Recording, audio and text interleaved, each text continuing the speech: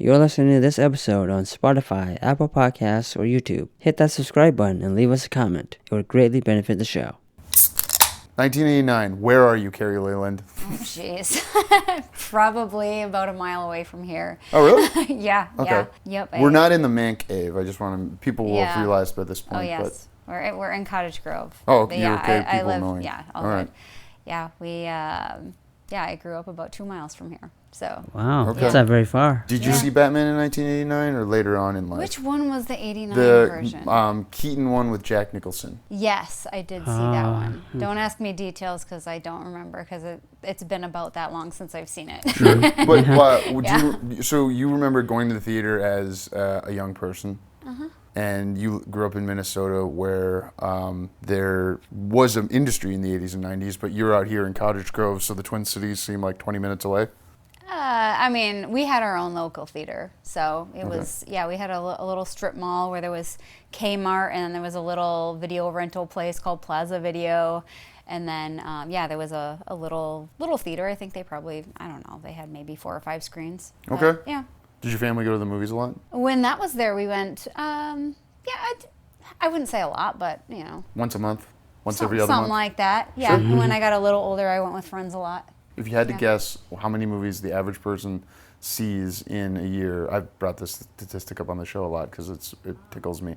As of 2021 data, we'll go with 2017. How many movies a year do you think the average person sees? Like in a theater or in does that a movie include theater? streaming? Yes, people see have seen the same number of movies for the past since the 80s. People see it, and actually they see more now because of streaming. But in a movie theater, attendance has obviously declined. So if you had to guess, the average person sees 0, 1, 2, 3, 5, or 10. Oh, you're giving it a multiple choice? Yeah, making it easy. All right. What's wrong? I'm gonna guess 5. Okay, it's less than half that. Yeah. The average person Really? sees less than 2 movies a year. Wow. It's wild. It makes me very sad. The point of the show is to get more people to watch movies. Welcome to Movie Baiters with the Farx brothers. I'm Kyle. I'm Kirk, but that's not the point of the show. The point of the show is the point of debate. That's a good point. Yeah. Thank you. So you Now to found a get point more- to disagree with me on, and we just talked through it. We're here with Kari Layland. Kari, you're a multi-hyphenate. Which of your hyphenates do you like to be described by first? Oh, geez. Multi-hyphenate. I like that term. I would say actress first, because that's kind of, that was kind of my goal in starting, was to, I'd always been interested, but I didn't know that it was even like a possibility in Minnesota. And I was not prepared to go and do the whole move to LA thing and try your hand at it and do all of that. So that was something where it was like, I'd always kind of wanted to do it, to get into acting, but I didn't think it was possible here. So I just kind of let it go. And then I found out that there was a film community here.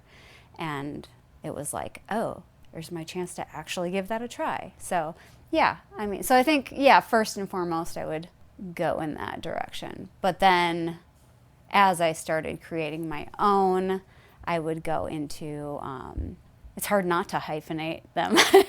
Writing and directing kind of comes together. But I love directing now that I've done a few, and I feel like I have a better grasp on what I'm doing. Why do you say that, if you don't mind me? Well, when you first start, you're just kind of try and figure it out, and I sat there and tried to storyboard and do all the things, but of course, your first try at something, you mess up, and then you look back and you're like, oh, I should have done this and I should have done that, and and it's just but every film that I've directed, then I learn something, and I feel like I get better every time. So now that I have a handful behind me, then I feel a little more confident moving, in my abilities to make something good. Do you storyboard less? Is that what I just picked up on? Somewhat. I don't like hand draw, but I will. Well, sometimes I do. But when my first film, I tried to. Well, my first film that I actually had a crew help on, I tried to do everything right. So I watched a bunch of videos, and and I did photo storyboards. So I had it was just in our house. So I had it was the Susie Meet Santa. Okay. Susie Meets Santa. Yeah, that was the first one that I actually had, like a crew help on. So I tried to do a lot of legwork ahead of time, and I had people sit in their spots and took pictures on my phone, and then made a big storyboard list of like all the shots I wanted to get. And yeah, I mean, everybody was impressed at how organized I was, but I also, after going through the edit and everything, of course I watched back and I'm like, oh, I should have got this, I should have got that, and all the shoulda, coulda, wouldas and stuff. But I'd say that's a lot more storyboarding than people would do. Take pictures. People just draw stick figures most of the time. Yeah, well, I mean, I had my phone, so it was, and I well. happened to be where we were going to film, so it was just kind of easier that way. But I don't do as much of it now. I do a lot of just written shot listing. But if there's like a certain shot that I want to make sure I get, then I'll go through and I'll either find a still that's kind of similar to what I'm envisioning, and then just kind of screen grab that and put a little thumbnail there so I don't forget what I was thinking about. Or if I can't find something that matches what's in my head, then I'll draw something out. But usually it's just scribble, on paper, and then I try and organize it on the computer into a list. So you make a little bit of a lookbook where you're taking shots from other things so that hey, I kind of want this aesthetic, but I don't have to draw it. Yeah, like so for Ravaging, the Western that we did, I watched a bunch of Western movies just to kind of get an idea of what that kind of looks at. Name three. Jeez. Wow. We just had a Western director on, okay. So it's Tombstone. Love it. And then Good, Bad, and the Ugly. Yep. Did you watch the other two? Have you seen the other two? For Fistful of Dollars and For a Few Dollars More? Okay. Is that different from the Dirty Harry series, or is that the same thing? Oh my God. I haven't seen them. It's from the Dollars trilogy. So it was late 60s, Sergio Leone, and it was considered like expanding violence in the late 60s, which is right before he goes and does Dirty Harry in the 70s. Sorry, he knows I'm a big Clint Eastwood guy. Yeah. There's a third one. I can't remember the title of it, but I did get a lot of like standoff shots ideas from that. I'd have to look it up. I can't remember the title. I'm impressed you went with one from the 90s and one from the 60s. I tried to go old. I tried to make sure I was looking at some older ones because I wanted to kind of find a classic feel, but also, do some modern stuff too because I like my moving shots. And you're also a director of photography because you've been in the business of photography, taking pictures of. Well, tell us what you take pictures of, and then how that led to you being a DP. So I've been a portrait photographer for forever. 20. Do you want to know the math? 27 years. Yeah, 27 years.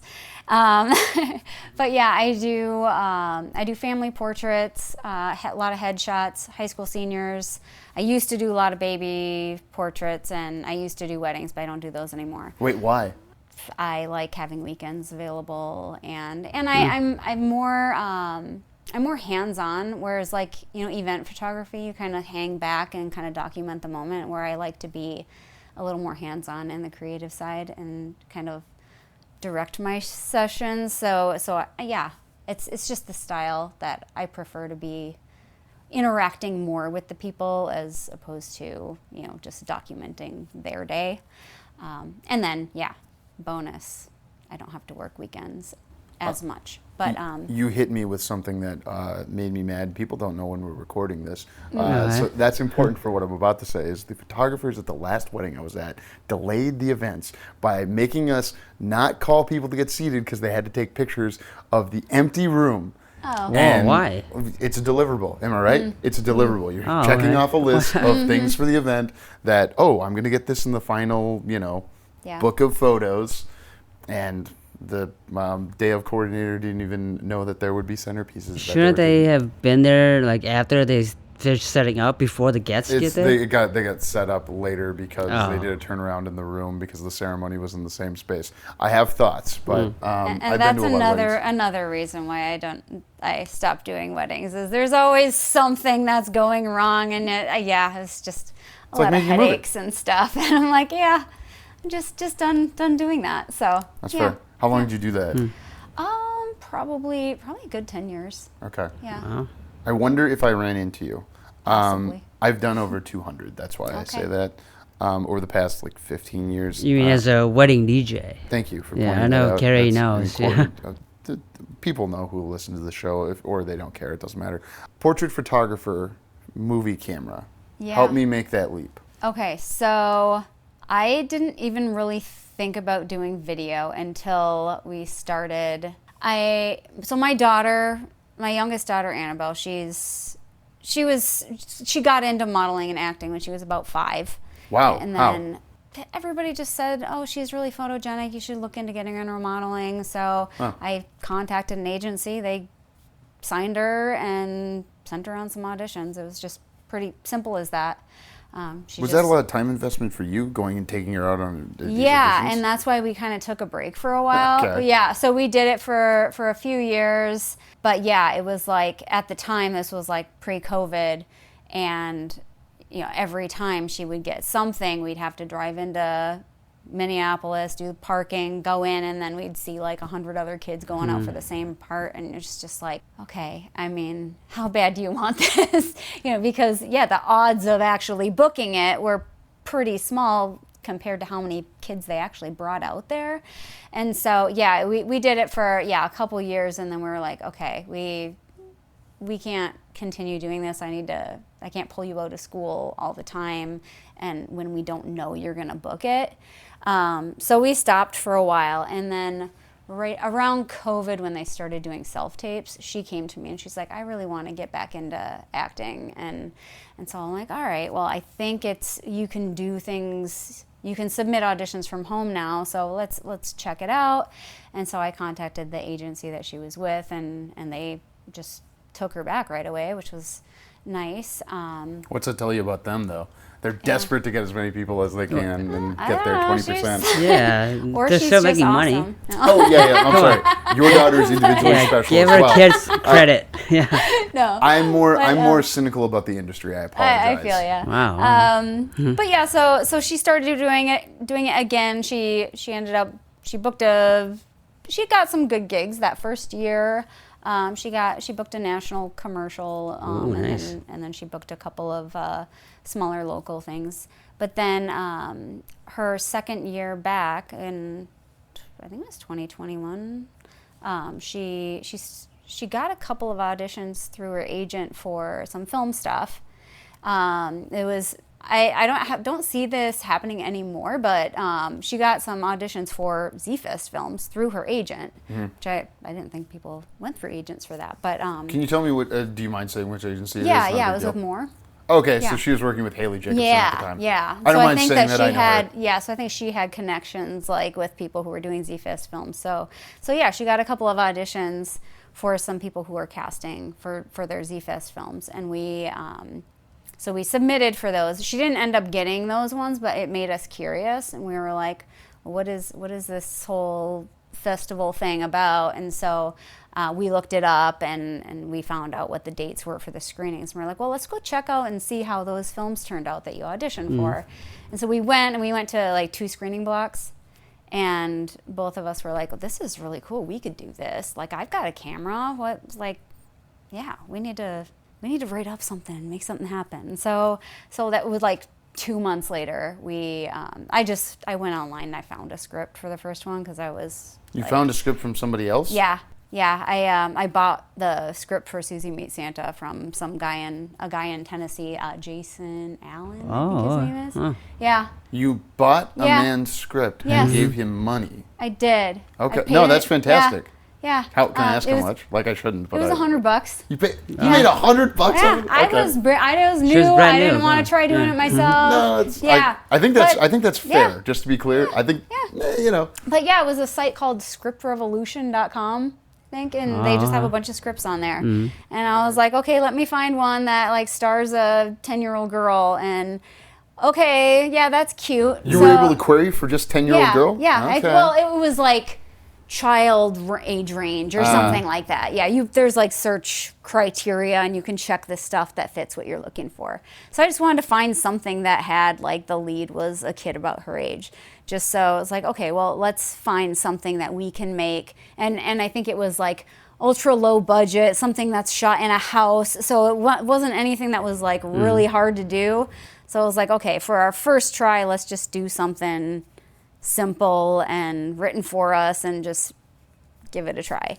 So that was our little Christmas movie, and then we just posted on Facebook, hey, anybody want to help us? We're making our first short, and we actually got a good amount of help, which was really cool, which kind of opened my eyes to like, oh, there's like a community of people who help each other out here, and this is pretty awesome. And this is 2021 where you're finding this.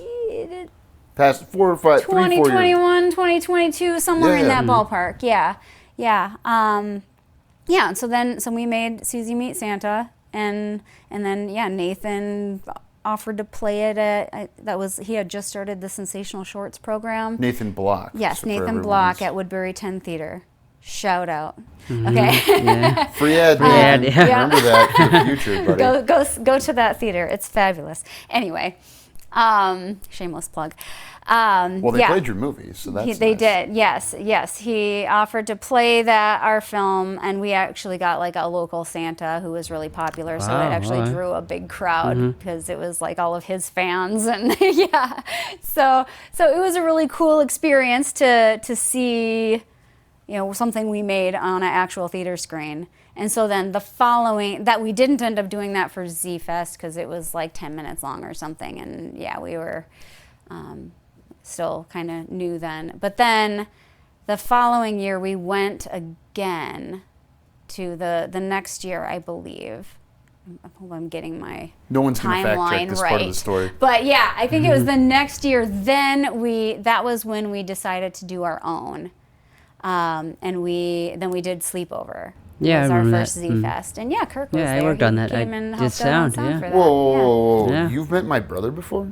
Yeah, we met a few times. Yeah. So wait, did he come to your house? He was here. Yeah, I've been here before, yeah. What?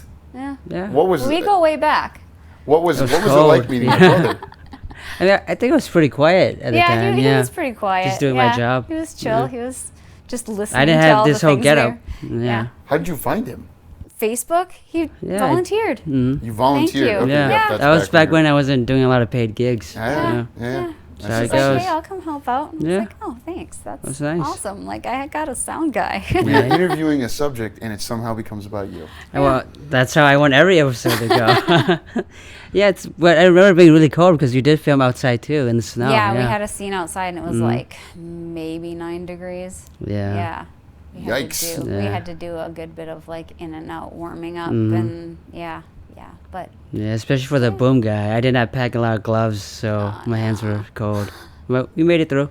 See, now you get paid gigs and you know to bring gloves. That's why they pay you, because you know to bring gloves. Because it pays me to buy gloves, Well, and you were outside shooting toward the end, was it fall of last year on that feature? For Alan's feature? Sure, we could say, hey, Alan, how's it going? Alan Johnson's Yes. feature? Oh my god, I forgot the name of it. Kitchen Fire, yeah. I mean, it wasn't too cold, so it wasn't terrible. Like all good mothers, you made it about your child instead of about you. What I'm noticing here is that your daughter came back to you when she was around the age you were when you started doing, was it middle school improv? oh yeah. And then did you do high school theater as well? I started to. Funny thing, I did a lot of the improv and like one acts and stuff like that in middle school. But then I went into high school and I wanted to jump in and do the musical. And then they did Barnum, and they just like cast me as an ensemble clown. And then I also got a job offer at Dairy Queen, and it conflicted in the schedule, so I didn't end up doing it. So I was like, I'm not gonna not take this job to be a clown. So I ended up not doing theater in favor of working and making money. So Ensemble clown didn't pay well. It didn't quite appeal to me as much as And was that the end? making money. Was that a bookend on this part of your performing career, or do you get back to performing at some point? That was the after end Dairy of Queen?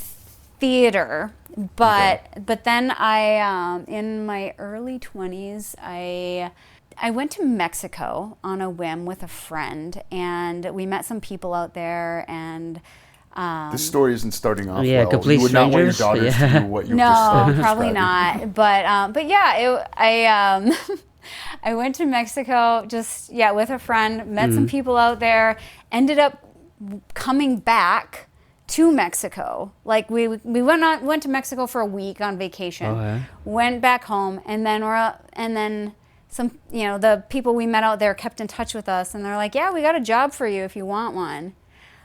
Well, describe these people more to me. They Like, were if I'm your so father. It was at a resort. It was at a resort. Okay, you're at a resort. Okay. and Yeah. you meet Legitimate people at a business. We resort. had a resort. They were like people who did like the entertainment stuff, like they recruit people to play pool volleyball, and then they have like the dance parties and stuff, and they do stage shows. I have been forced to do those at a company retreat. Yes. So I'm Okay. familiar, yes. So it was those people. So I Those ensemble clowns. yeah those people. Well, it comes back around. So I kept in touch with them, and they invited me to come and work with them for just over the winter. So I went out there, and I got a job as like a entertainer at a resort in Mexico in Playa del Carmen, and I ended up doing singing stage shows and skits and stuff on their night stage. And I had a blast, and I got to pretend to be a pop star and just walk around and sing and Wait, this is the early dance and all that. 2000s, and you're singing what, Christina Aguilera and Britney Spears? Some Shout of out. that. You're singing these? songs from Coyote Ugly. What? Yeah, Wow. stuff like that. Yeah. Have you ever been into a Coyote Ugly bar? No. What's I a have not. Coyote Ugly bar? The movie Coyote Ugly. Yeah, I don't but know what's a anything bar? about the Yeah. bars, They but have branded Yeah. bars. Oh. I was in Destin, Florida. I ran into one, and I was like, "This is All gross. right. I want to leave." And my brother and I and his brother left. Went back to Sweet. his mom and were like, "We were at Coyote Ugly," and they were like, "Yeah, that tracks." Wow. It's not exactly like Hooters, but it's it's in that vein. Yeah. Well, the movie Alright. was good, and I liked the music. So yeah. I think they should make a sequel, Coyote Uglier. Oh, Where, in that Minnesota? sounds great. Where? No, I think where does Coyote Ugly take place? No idea. I don't know. Is your era of movies the 90s and early 2000s? Yeah, I would say so. That's probably when I've seen the most. Okay. Yeah. When you were between around the time you were in Mexico, this is your era of movies, and then I would say 95 to maybe 2005, and then I had a kid, and then I got too busy to watch a ton of them, so then I missed a bunch of stuff that came out. okay, that's interesting. I'm trying to eliminate interesting from my life. How did you determine that Minnesota had a community? Was this 5 years ago? Well, how do you define community? Yeah, 2001 or so. Yeah, when I went to Z-Fest and I saw all these people who knew each other and were working together and creating things, and that kind of inspired us to do something also and see if we can get involved. And so it just kind of started from there. Previously from that, we made some silly home movies and stuff, but You that made was two just zombie us. movies, right? Yeah, we made. There's 3 of them. Oh, excuse me. I didn't yeah. hear about the third Trilogy. one. Zombie Baby 1 was actually made by my husband Bob. I wasn't really a part of it. Okay. I went out and hung out with my oldest daughter, and the girls were 2 and 3 at the time, and he just made one of them a zombie, and the other one was the victim of the zombie, and he followed them around. He took my camera that he didn't know how to focus, so it's focus. It's in the middle of it, and it was super amateur, but it was funny for us to watch, and it became kind of a family keepsake. But then, a few years later, I decided to work with the girls to make Zombie Baby 2, and they were about 5 and 6 then. And then we included my oldest, who was about 10 or so. And we made Zombie Baby 2, which was also very amateur and just silly. Well, this correlates to the time when Yeah. your youngest daughter gets into acting. For the first time, between 5 and 9. Yeah. See, I am listening. It was and about tracking. right after we made Zombie Baby 2 that we decided to give it a try with the acting and modeling for her. And Zombie Baby 3 was inspired, when That was just I think it was in about 2020 that we made that. I think it was just a COVID project. Okay. Yeah, the girls were just let's make another one. And so we recruited their friends, and we got my husband's mother, my mother-in-law, so we got grandma involved, and it was just a fun, goofy thing to do with the kids and their friends. So Yeah, it sounds lovely.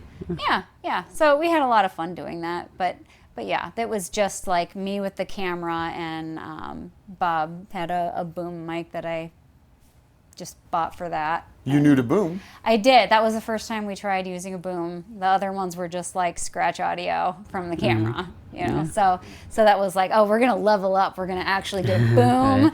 And I think that's when I bought my gimbal too. I was like, I'm gonna do some like smooth shots, and this is gonna be cool. And we tried like some of the special effects, and we had the doll like crawling up somebody's body, and I don't know. So that was one where I started actually like trying to make it good, and we actually wrote a script instead of just like winging it.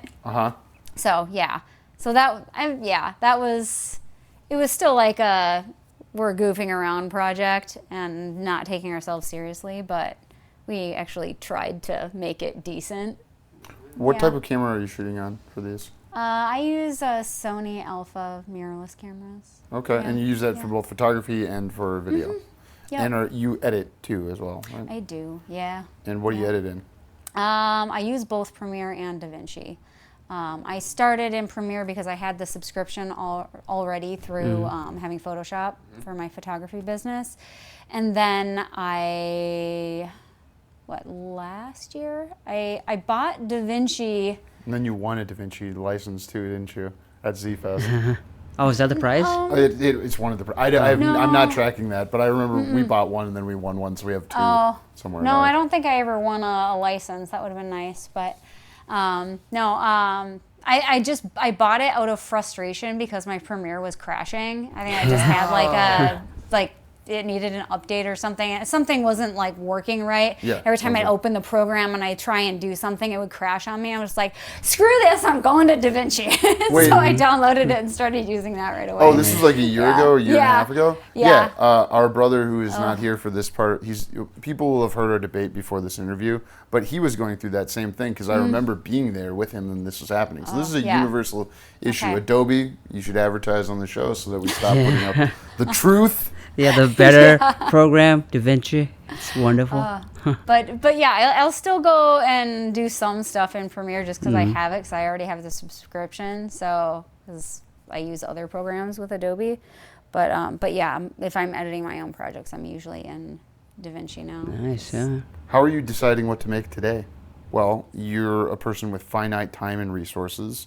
You have more resources and more skills than other people have potentially. How do you decide where to point those at? I don't know that I have like a rhyme or reason to it. I think now that we've done a lot of short competitions, I'm looking to move more into long form. Features? I want to make, I would like to make a feature. Ravaging is actually being written as a feature currently. So that's we're putting together a pitch for. There's like a pitch contest coming up with a Western festival that's in Arizona. That if you win, they provide like $20,000 in funding, and then they give you locations to use, and so trying for something like that. We're looking at what our options are for that. You can take out a bank loan against $20,000 in locations. You take out a bank loan for $50,000, and then you figure out how to make up the other 30 by. Yeah, but do you want to film it here in Minnesota, or? She wants to make a feature for as little money as she can. Yeah, so you got to be somewhere else, right, than Minnesota. She wants to make a Western. Have you seen The Ravaging? I've seen it, but I don't know if they made features in Minnesota anymore. I don't know. They make some features. There are some. Small Town Girl was just made.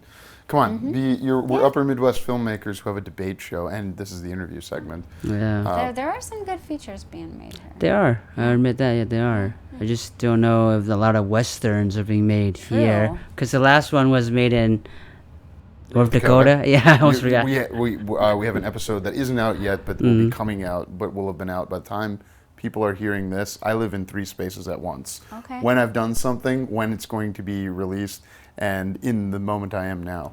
That counts. Past, future, and present. The past release Future. schedule and the present of I'm in an interview with Kari Layland right now on MBwTFB with the Farx brothers. Yeah. Kari, I asked how you did. So you don't have a rhyme or reason. You're going in the direction that feels right. Sounds like you're going for something bigger. Yeah. We're in Cottage Grove right now. This seems like a small town to me. I assume you know your neighbors, that sort of thing. What about that translates to the film community beyond people working together, I guess collaborating on projects? We had someone on the show recently say trade for trade.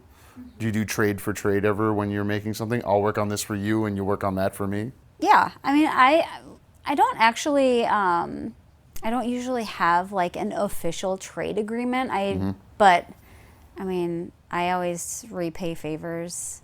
You know, I have a group of people that I have worked with several times now that I know that if I need help, they'll help me if they're available, and vice versa. If they need help on something, then you know, they can always count on me to help them. So yeah, definitely it is nice having that. Like basically, you know, our whole team that we worked with on Ravaging was great with that. They, you know, everybody was just like a game for anything, and you know, nobody was in it for the money. And it was just. Is it in the black yet? What's that? That's an accounting term. When something moves into the black, it's in the red when you haven't made money on it, and then when it's in profitability, it's in the black. Oh no, I mean, nowhere near. I mean, the only thing that we've brought in from it was, you know, winning the prize, but that all went into festival submissions. So yeah, nobody made any money doing that. But it's a proof of concept for something bigger that, who knows, that might. We'll see. Sure. And no, you're never going to make money on short films. That's that's an exactly, ongoing which joke. is why I kind of want to move into something. You do want to make bigger. money on making narrative. I would at least like to make what I put in back. Yeah, that's fair. If I don't make a profit, I wouldn't be heartbroken. But I would like to. I don't want it to be a giant money pit of a hobby, if that makes sense. The difference between a hobby and a 1099 is whether or not you make money on it 3 out of 5 years. That, you know, according to Uncle Sam, and there's no law saying you have to be good at business. So those 2 years you don't make money, I'm just saying. You know, how everyone does their taxes is their own individual business. You do a lot of weird stuff. You do horror, you do kung fu. What's that about? And is that weird? Question is, that's intentionally zombies. She's done zombies if you consider the Ravaging 2 parts, you've done it 5 times at least. You did a kung fu Christmas movie. You know, so what's your interest in genre? We just seem to lean into dark comedy. I think it's just kind of, we write what we find entertaining. When we put together a script, we usually sit together as a family and just, you know, I'll usually have like some kind of idea that, okay, what if we make something like about, like, this is the conflict, and then each of us will just throw ideas. Well, what if this happened? What if this happened? What if this happened? And it'll be like, that's weird, or yeah, that's awesome. And I don't know, we just always dive into something that's like shock value comedy. Just kids doing things they shouldn't, and that ends up being funny. Pee-pee lemonade, for example. Peeing in a lemonade, flipping off your competition, squishing your friend into poop. Elves eating children, you know. Stuff that's like, oh, that's awful, but funny at the same time. What do you watch with your kids? And like, what's the last thing? We're in a screening room in your home right now. Yeah. What are like the last couple of things you watched in here that maybe fit into that vein? Dexter. You guys watch Dexter as a family? Oh, heck yeah. Are you watching the new one? Yeah. The reboot with all the serial killers? Okay, I haven't watched that one yet. It's good. Yeah, okay. We love it. Did you like? Well, now I gotta ask because we're waiting for Nick to show up for the debate part. That comes after, so he's already here. I know, but I like breaking the fourth wall. I like dating the bait. Yeah. When they had Dexter Resurrection and you know the thing at the end happened, and now they're doing this. Oh, New No, Blood? you mean New New Blood. New Blood, yes. Yeah. Excuse me. We're on Resurrection now. New Blood was Yeah. before this. I just here the only good thing I'll say about New Blood is it got my wife to stop watching You, the TV show You. Oh, Yeah, because it's methadone Dexter. You. Have you seen You? I have. Haha! I knew it. Yeah. It's not anything close to Dexter. It's not as good as Dexter. Okay, It is so not. this It is shocks me that because you have a 14-year-old and a 15-year-old that you're watching Dexter with. Did they watch the old one? It's Annabelle and I, the 14-year-old, we are watching it together. Okay. Before we started watching the new ones, I went back with her and we binged all of the original. Oh wow. Yeah. Rank the seasons. No, I'm kidding. Because it's easy, and I haven't given this opinion, so I'm going to do this on the podcast. One's good, two's good, three was a little bit under par. 4 is great when the Trinity Killer comes. Yeah. 5 had the ending of 6 should have been what happened at the ending of 5. 6 is dumb because it's basically I See Dead People, which I didn't like. 7 was great, and 8 sucks. Yeah, I would agree to that. I did not understand the love for Hannah McKay.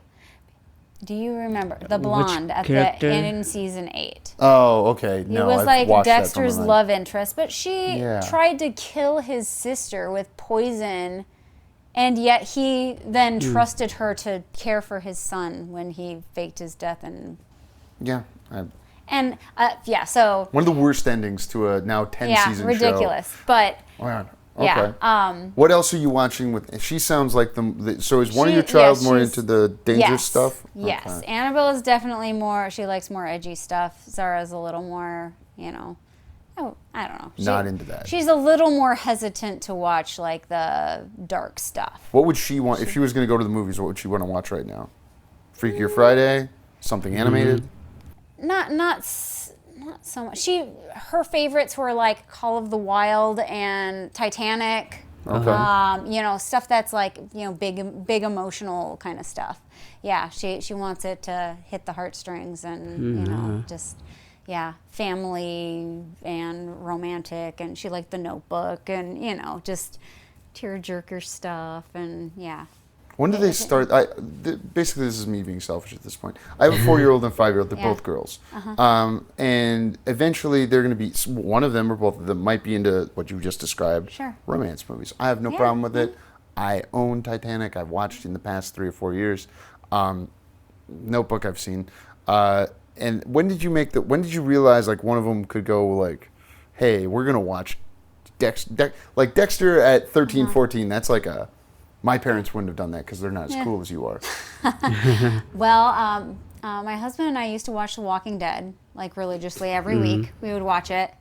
And when Annabelle was about 3, she used to sneak down the stairs and like spy while we were watching Walking Dead.